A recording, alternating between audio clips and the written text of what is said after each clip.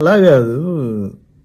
NT Ramarao గారికి తెలుగు వాళ్ళ ఆత్మగౌరవానికి అసలు సంబంధం ఏంటి? నాకు అర్థం కాదు అసలు ఈ విషయం. ఇంతకుముందు అసలు ఎన్టీ రామారావుకు ముందు ఒక ఆత్మగౌరవం, ఒక సెల్ఫ్ రెస్పెక్ట్ లేకుండా బతికేశారు ఆంధ్ర వాళ్ళంతా. అసలు ఇంకా ఆంధ్రాలో ప్రముఖులు అనేవాళ్ళు ఎవరు లేరా?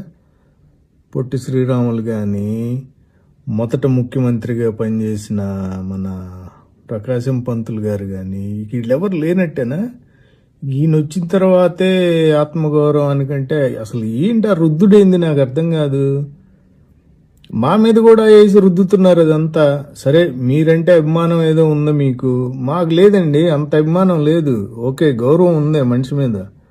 ఆ రుద్దుడైందని మాకు అర్థం కావట్లా. రుద్దుడైపోయింది.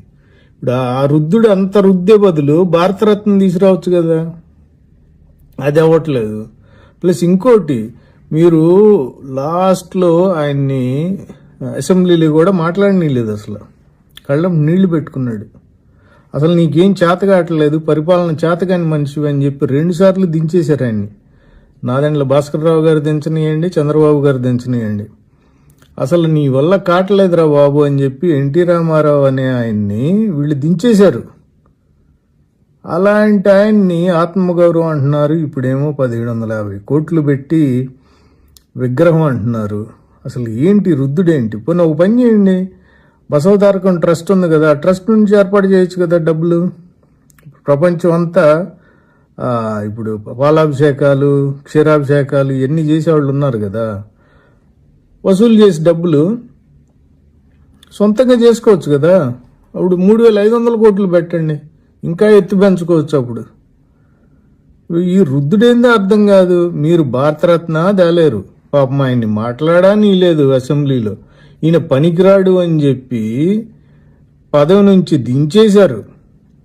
ఇన్ని చేసిన ఆయనకి ఇప్పుడు ఆత్మగౌరవం, ఈయన విగ్రహం పెడతామని, అది ప్రజాధనం.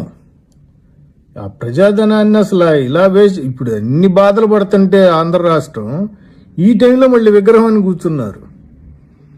మళ్ళీ ఆత్మగౌరవం అంటే, ఇంతకుముందు ఆత్మగౌరవంతో బతికి లేరనుకుంటా అసలు తెలుగు వాళ్ళు. మరి మీరే చెప్పాలి. ఇక ఆత్మగౌరవానికి ఎన్టీఆర్కి అసలు ఏం సంబంధం అర్థం కాదు. ఆత్మగౌరవం అంటే ఎన్టీఆర్ తెలుగు వాళ్ళ ఆత్మగౌరవం అంట.